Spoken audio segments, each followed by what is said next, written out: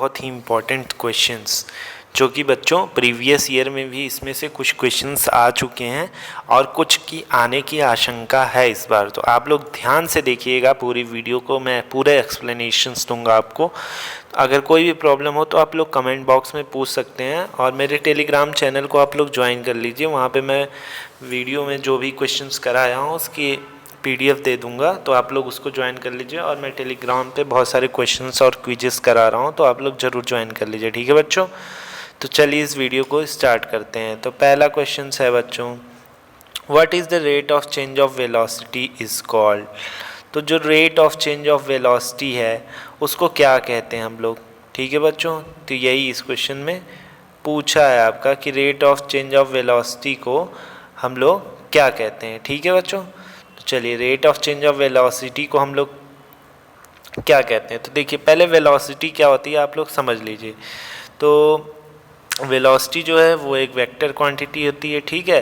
तो rate of displacement जो होता है उसे हम लोग वेलोसिटी बोलते हैं, ठीक है बच्चों।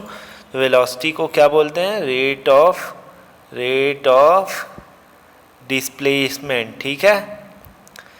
स्पीड क्या होता है बच्चों, the rate of change in distance is called speed, ठीक है। डिस्टेंस में के रेट में चेंजेस को हम लोग क्या बोलते हैं, स्पीड।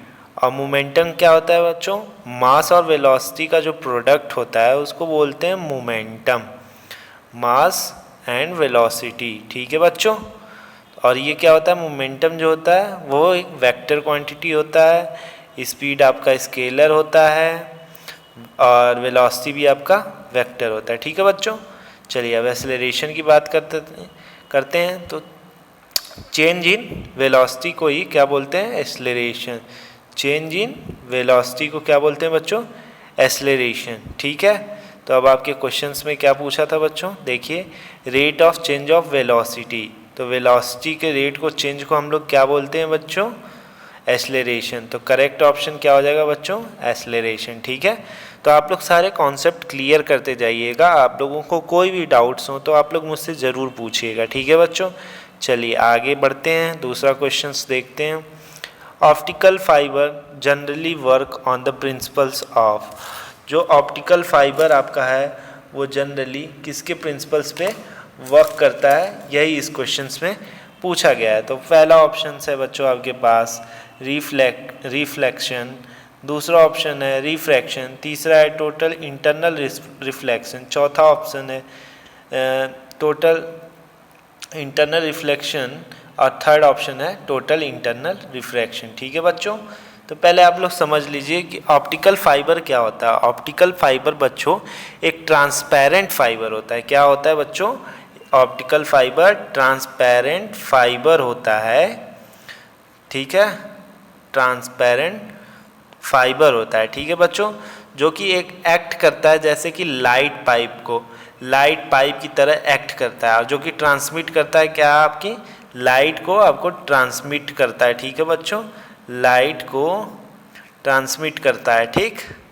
और ये जो होता है वो सिलिकॉन डाइऑक्साइड का मिलके बना होता है, ठीक है बच्चों, सिलिकॉन डाइऑक्साइड का। तो जो ऑप्टिक फाइबर केबल जो होता है बच्चों वो कॉन्सिस्ट होता है, जैसे बंडल्स होते हैं ग्लास के थ्रेड्स के, तो उसके वो बने होते हैं, ठीक है बच्चों, ऑप्टिक फाइबर केबल जो होता है। तो और वो सारे जो होते हैं बंडल के एक एक जो ग्लास के थ्रेड्स होते हैं वो सारे कैपेबल होते हैं मैसेज को ट्रांसमिट करने में, ठीक है। जो मैसेज होता है उसको ट्रांसमिट करते हैं और मॉड्यूलेट करते हैं लाइट वेव के थ्रू, ठीक है बच्चों। तो टोटल इंटरनल रिफ्लेक्शन जो होता है वो तब ऑकर करता है जब एंगल ऑफ इंसिडेंस जो रहता है वो ग्रेटर हो जाता है क्रिटिकल एंगल से, ठीक है बच्चों। जो टोटल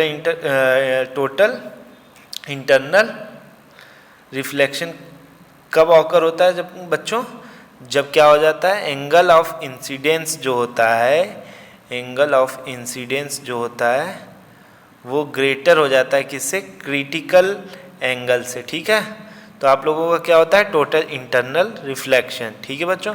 और जो ऑप्टिकल फाइबर ग्लासेस होती हैं हाई और लोअर इंडेक्स की, वो उनको असेंबल्ड करता है प्रिसाइज ऑर्डर में। ठीक है बच्चों, तो ये इसका करेक्ट ऑप्शन फिर क्या हो जाएगा बच्चों आपका, टोटल इंटरनल रिफ्लेक्शन। ठीक है, क्यों हो जाएगा बच्चों टोटल इंटरनल रिफ्लेक्शन, क्योंकि जब सेंटर जो होता है इक्विलिब्रियम का, जो सेंटर जो होगा आपका, तो वहाँ पे मैग्नेटिक फोर्स जो होगा वहीं पे एक्ट करेगा। इस वजह से आपका करेक्ट ऑप्शन क्या हो जाएगा बच्चों, टोटल इंटरनल रिफ्रैक्शन। ठीक है, चलिए आगे बढ़ते हैं बच्चों। What is the force of attraction at the centre of magnet. तो किसी भी मैग्नेट के सेंटर के फोर्स ऑफ अट्रैक्शन क्या होगा। तो देखिए बच्चों, पहले हम लोग समझ लेते हैं कि जो फोर्स ऑफ अट्रैक्शन होता है मैग्नेट के सेंटर पे, वो जीरो होता है। क्यों होता है बच्चों, क्योंकि देखिए जो सेंटर होता है इक्विलिब्रियम का, वहाँ पे मैग्नेटिक फोर्स जो होती है वो पुल करती है उसे नॉर्थ और साउथ पोल में, नॉर्थ और साउथ पोल में उसे पुल करती है, मतलब धक्का मारती है। ठीक है, पुश करना मतलब जैसे आप दरवाज़ा है आपका, तो दरवाजों को आप पुश करते हैं, ठीक है, खोलने के लिए। ठीक, और जब आप दरवाज़ा बंद करते हैं तो आप पुल करते हैं, तो यही होता है पुश और पुल। ठीक है बच्चों, तो जो equal number of magnetic line है वो ओरिजिनेट करती हैं किधर, नॉर्थ और साउथ पोल की तरफ से। तो जो प्रोपोर्शन रहता है उनका एक्सर्टिंग का, वो अपोजिट फोर्सेस का वो इक्वल प्रोपोर्शन होता है। तो इस वजह से फोर्स ऑफ अट्रैक्शन जो होती है बच्चों सेंटर पे, वो हमेशा क्या होती है, ज़ीरो होती है। ठीक है बच्चों, चलिए आगे बढ़ते हैं। Which law defines force. तो कौन सा न्यूटन का लॉ फोर्स को डिफाइन करता है इस बॉडी, इसमें यही बताना है आपको। ठीक है, तो देखिए, तो पहले हम लोग न्यूटन्स थर्ड लॉ के बारे में जानते हैं। न्यूटन्स थर्ड लॉ क्या बोलता है, to every equations there will be equal and opposite reaction. जैसे अगर आप दीवार पे फोर्स लगाते हैं बच्चों, तो वो आपको एक अपोजिट फोर्स देती है दीवार, तो उसको क्या बोलते हैं, न्यूटन्स थर्ड लॉ। तो ये हो गया न्यूटन्स थर्ड लॉ। ठीक है बच्चों, अब हम लोग बात करते हैं न्यूटन फर्स्ट लॉ की। अगर कोई भी बॉडी रेस्ट में है बच्चों, तो वो तब तक रेस्ट में रहेगी जब तक कि आप कोई एक्सटर्नल फोर्स उस पर, सॉरी इंटरनल नहीं, एक्सटर्नल फोर्स जब तक आप अप्लाइड नहीं करेंगे उसको, तब तक वो चीज़ आपकी मोशन में नहीं होगी। ठीक है बच्चों, ये होता है न्यूटन फर्स्ट लॉ। ठीक है बच्चों, चलिए, तो न्यूटन सेकंड लॉ भी आप लोग समझ लीजिए। तो न्यूटन सेकंड लॉ क्या होता है बच्चों, न्यूटन फर्स्ट लॉ को आप लोग क्या बोलते हैं, लॉ ऑफ इनर्शिया भी आप लोग बोलते हैं। ठीक है, लॉ ऑफ इनर्शिया किसको बोलते हैं बच्चों, न्यूटन सेकंड लॉ का। सो करेक्ट आंसर इसका क्या हो जाएगा बच्चों, न्यूटन थर्ड लॉ आपका करेक्ट ऑप्शन हो जाएगा। इसका कैसे करेक्ट ऑप्शन हो जाएगा, आपको क्वेश्चन में क्या पूछा है, which law define force. Force को किस में, फोर्स क्या होता है बच्चों, मास और acceleration. Force is equal to क्या होता है बच्चों, मास, और force is equal to mass into acceleration. तो बच्चों जब आप किसी दीवार पे धक्का लगा रहे हो, तो वो आपको अपोजिट फोर्स दे रही है, तो कौन सा लॉ काम कर रहा है इसमें, Newton's third law of motion. तो उधर से आप फोर्स लगा रहे हो ना बच्चों, फोर्स को ये डिफाइन कर रहा है ना, मास और एक्सेलरेशन दोनों को डिफाइन कर रहा है ना, इसलिए करेक्ट ऑप्शन क्या हो जाएगा बच्चों, ऑप्शन नंबर फर्स्ट। ठीक है, चलिए नेक्स्ट क्वेश्चन की ओर देखते हैं। नेक्स्ट क्वेश्चन आपका ये है बच्चों, a particle is thrown upward at a velocity of 39.2 metre per second, time to reach the highest point is. देखिए एक पार्टिकल है, उसको अपवर्ड यानी ऊपर की तरफ फेंका जा रहा है, और वेलोसिटी उसकी कितनी रहती है बच्चों, वेलोसिटी जो है उसकी कितनी है, 39.2 second, time to reach the highest point. तो वो सबसे हाईएस्ट पॉइंट पे पहुंचने में उसको कितना टाइम लगेगा। तो चलिए, जैसा कि आप जानते हैं v is equal to U plus AT आपका फॉर्मूला होता है। ठीक है बच्चों, तो जैसा कि आप लोग जानते हैं हाईएस्ट वेलोसिटी ऑफ पार्टिकल को, तो वो तो ज़ीरो हो जाएगी। ठीक है बच्चों, तो ये आप लोग ज़ीरो ले लीजिए यहाँ पे। ठीक है, चलिए अब u आपका 2 दिया हुआ है जो कि इनिशियल वेलोसिटी है, ठीक है। तो 39.2, ठीक है बच्चों। और क्या पूछा है इसमें, time to reach the highest point, तो हाईएस्ट पॉइंट पे 9.8 आप लोग जी ले लेंगे, ठीक है बच्चों। तो जी 9.8 हो जाएगा, तो यहाँ 0 हो गया आपका 39.2 39.2 में से आप माइनस करेंगे 9.8 को, ठीक है बच्चों, 9.8 टी को। तो t इज इक्वल टू आपका क्या आ जाएगा बच्चों, 4 सेकेंड आ जाएगा आंसर। तो 4 सेकेंड कौन सा है बच्चों, सेकंड ऑप्शन। तो करेक्ट ऑप्शन सेकंड हो जाएगा, ठीक है बच्चों। और देखिए, मैं आप लोगों को कोई भी प्रॉब्लम हो रही है तो आप लोग कमेंट बॉक्स में ज़रूर पूछिए। अगर आप लोगों को वहाँ भी नहीं समझ में आता है तो आप लोग मेरा टेलीग्राम चैनल ज़रूर ज्वाइन कर लीजिए। वहाँ पे मैं सारे क्विज़ भी करा रहा हूँ आजकल बच्चों के, तो आप लोग उसका फ़ायदा उठाइए बच्चों। फ्री में आप लोगों को क्विज़ मिल रही है, तो इसलिए आप लोग टेलीग्राम चैनल मेरा ज़रूर ज्वाइन कर लें बच्चों, आप लोगों को बहुत हेल्प मिलेगी। और मैं सारे क्वेश्चन की PDF वहाँ डालता हूँ, ठीक है। तो चलिए अब नेक्स्ट क्वेश्चन करते हैं बच्चों। नेक्स्ट क्वेश्चन है, which of the following is not a part of ideal gas law equation. तो इसमें से कौन सा पार्ट नहीं है आइडियल गैस लॉ इक्वेशन का। तो देखिए, पहले आइडियल गैस क्या होती है। आइडियल गैस क्या होती है, वो ऐसे मॉलिक्यूल्स का कंसिस्ट करती है जिसका वॉल्यूम क्या होता है, नेग्लेजिबल होता है, ठीक है बच्चों। वो ऐसे मॉलिक्यूल को कैरी करती है जिनका वॉल्यूम बिल्कुल नेग्लेजिबल होता है, और जो उनका कोलिजन होता है वो परफेक्टली इलास्टिक होता है, ठीक है। तो जब इसका मतलब क्या होता है कि वहाँ पे लॉस ऑफ एनर्जी नहीं होती है, तो वो ओबे क्या करता है, गैस लॉ को, ठीक है। तो गैस लॉ की प्रॉपर्टीज़ क्या क्या होती हैं जान लीजिए आप लोग। आइडियल गैस की प्रॉपर्टीज़ क्या क्या होती हैं, तो उनके नेग्लेजिबल वॉल्यूम होते हैं, पॉइंट साइज मॉलिक्यूल होते हैं, ठीक है बच्चों। और तो और वो उनके अंदर ना कि कोई अट्रैक्टिव होता है, ना कि कोई रिपल्सिव होता है फोर्स, ठीक है। जो कोलिजन होता है उनके बीच में गैस के और वॉल ऑफ कंटेनर के, वो परफेक्टली इलास्टिक होता है, ठीक।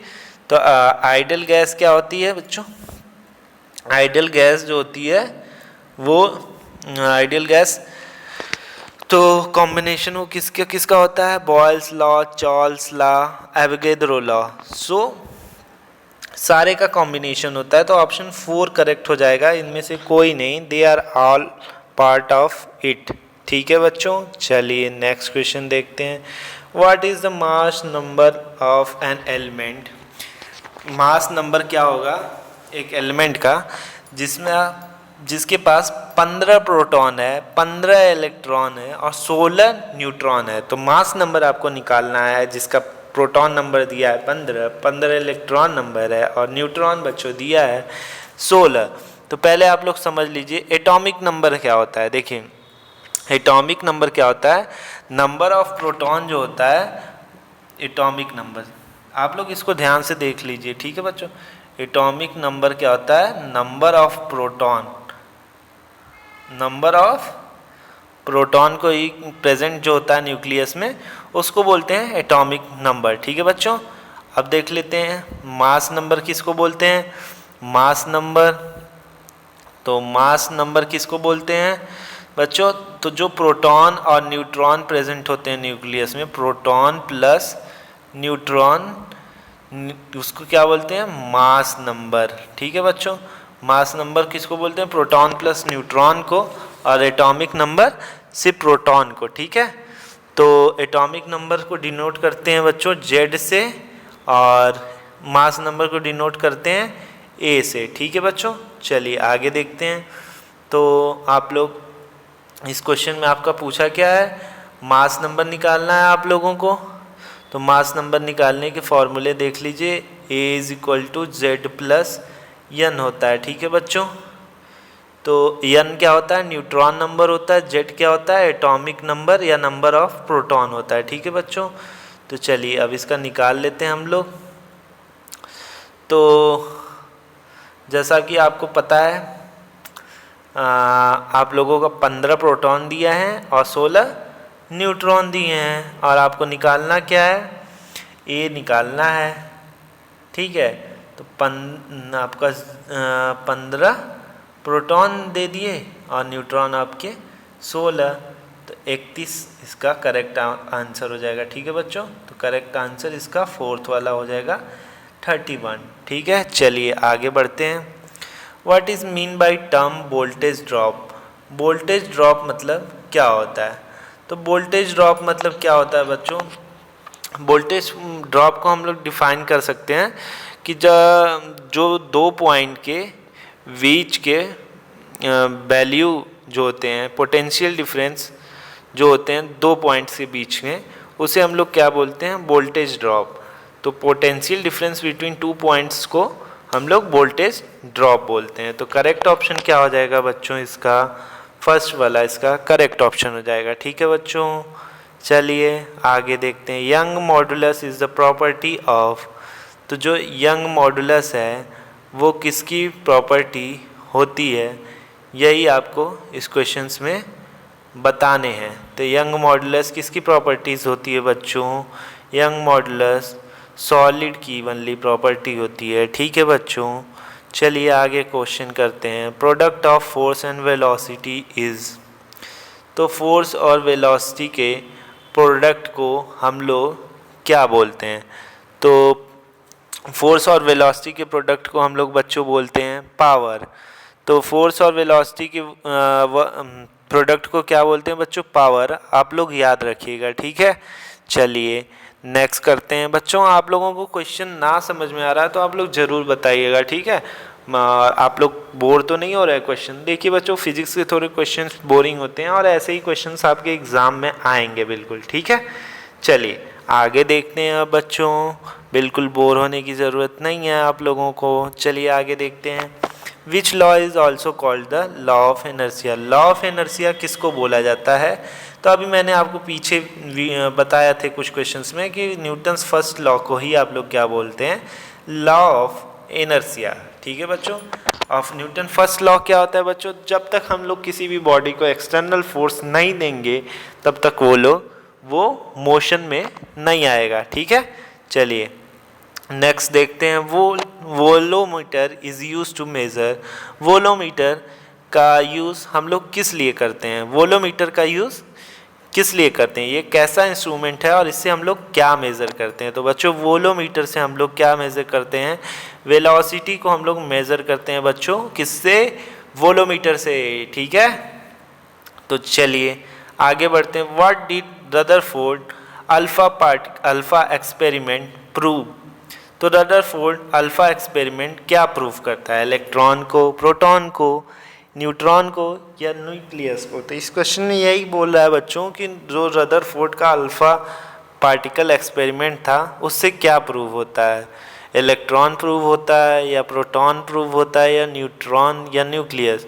तो ये बच्चों आप लोगों के लिए होमवर्क है और आप लोग कमेंट बॉक्स में इसका आंसर बताएंगे। सभी लोग ज़रूर बताएंगे, जो लोग ये वीडियो देख रहे हैं, कि इसका करेक्ट आंसर क्या होगा। बिना चीटिंग किए सारे लोग ईमानदारी से इसका आंसर बताएंगे कमेंट बॉक्स में। चलिए नेक्स्ट क्वेश्चन देखते हैं। बामर series lies in which spectrum? तो जो बामर सीरीज़ है वो किस स्पेक्ट्रम में लाई करती है? तो क्या अल्ट्रा वायलेट में लाई करती है, विजिबल में, इंफ्रारेड में या पार्शियली विजिबल में? तो किस में लाई करती है बच्चों? बामर सीरीज़ की स्पेक्ट्रम में किस में लाई करती है? तो वो लाई करती है बच्चों विजिबल में। ठीक है बच्चों, चलो आगे बढ़ते हैं। The speed of light will be minimum while passing through. तो स्पीड ऑफ लाइट कब मिनिमम होती है बच्चों? कब मिनिमम होती है बच्चों? सभी लोग बताएंगे कब मिनिमम होती है बच्चों? जल्दी जल्दी बताओ सब लोग। वाटर में मिनिमम होती है या एयर में या वैक्यूम में या ग्लास में? तो बच्चों किस में मिनिमम होती है? तो बच्चों ग्लास में मिनिमम होती है। ठीक है, और आप लोग मेरे टेलीग्राम चैनल ज़रूर ज्वाइन करें बच्चों, ताकि मैं आप लोगों को वहाँ पे अच्छे से अच्छी नॉलेज दे सकूँ, जिससे आप लोग एग्ज़ाम क्रैक कर सकें। और मैं वहाँ पे डेली क्विज़ करा रहा हूँ और मैं इसका PDF भी दे दूँगा बच्चों अपने टेलीग्राम चैनल पे, तो इसलिए आप सभी लोग मेरे टेलीग्राम चैनल पे ज़रूर ज्वाइन हो जाओ। चलो आगे देखते हैं बच्चों। The working principle of washing machine is, तो जो वॉशिंग मशीन होती है उसका वर्किंग प्रिंसिपल क्या होता है? Diffusion, centrifugation, reverse osmosis, dialysis. तो देखो बच्चों, ये प्रीवियस ईयर में ये क्वेश्चंस आ चुका है, तो आप लोग इसको बिल्कुल भी हल्के में मत लेना। तो इसका करेक्ट ऑप्शन क्या हो जाएगा बच्चों? सेंट्रीफ्यूगेशन हो जाएगा। जो वर्किंग प्रिंसिपल होता है वॉशिंग मशीन का, वो किस पे काम करता है? सेंट्रीफ्यूगेशन पे काम करता है। ठीक है बच्चों, आगे देखते हैं। 1000 माइक्रोन इज इक्वल टू, ये भी प्रीवियस ईयर में क्वेश्चंस आ चुके हैं बच्चों।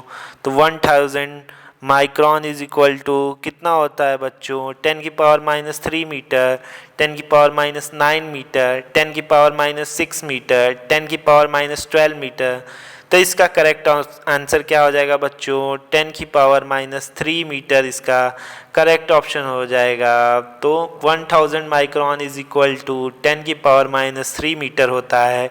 ये बहुत ही इम्पोर्टेंट क्वेश्चन है आप लोगों के लिए। ये प्रीवियस ईयर पूछ चुका है ये क्वेश्चंस, और इससे पहले वाला भी क्वेश्चन पूछ चुका है बच्चों। नेक्स्ट क्वेश्चन देखते हैं। Which of the following is not one of the fundamental quantities in physics? तो इसमें से कौन सी फंडामेंटल क्वांटिटीज़ नहीं है फिजिक्स में? तो क्या टाइम है, क्या लेंथ है, क्या वेट है, क्या मास है? तो बच्चों कौन सी फंडामेंटल क्वांटिटीज़ नहीं है इसमें से फिजिक्स? टाइम होता है, लेंथ भी होता है, मास भी होता है, वेट नहीं होता है। तो करेक्ट ऑप्शन सी हो जाएगा बच्चों। ठीक है, चलिए आगे बढ़ते हैं। SI unit of power of lens, तो जो पावर ऑफ लेंस होता है उसकी SI यूनिट क्या होती है बच्चों? डायोप्टर होती है, हॉर्स पावर होती है, हर्ट्ज होती है, वॉट होती है। सभी लोग इसका आंसर बताएंगे, जल्दी जल्दी सभी लोग इसका आंसर बताएंगे बच्चों। क्या होगा इसका आंसर? तो इसका करेक्ट आंसर क्या हो जाएगा बच्चों? डायोप्टर इसका करेक्ट ऑप्शन हो जाएगा। पावर ऑफ लेंस की SI यूनिट क्या होती है बच्चों? डायोप्टर। ठीक है, चलिए नेक्स्ट क्वेश्चन देखते हैं। तो बच्चों यहीं पे ये सारे क्वेश्चंस ख़त्म होते हैं। तो इसका प्रोवाइड मैं अपने टेलीग्राम PDF प्रोवाइड कर दूंगा अपने टेलीग्राम चैनल पे, तो आप लोग वहाँ से देख लीजिएगा और मेरे टेलीग्राम चैनल को ज्वाइन कर लीजिए। अगर आप लोगों को कोई भी प्रॉब्लम हो तो आप मुझसे कंसल्ट कर सकते हैं एग्ज़ाम के रिगार्डिंग। ठीक है बच्चों, और मैंने जो आपको होमवर्क दिया है क्वेश्चंस, वो आप लोग कमेंट बॉक्स में बताएंगे। चलिए आज के लिए बस इतना ही बच्चों, बाय बाय बच्चों।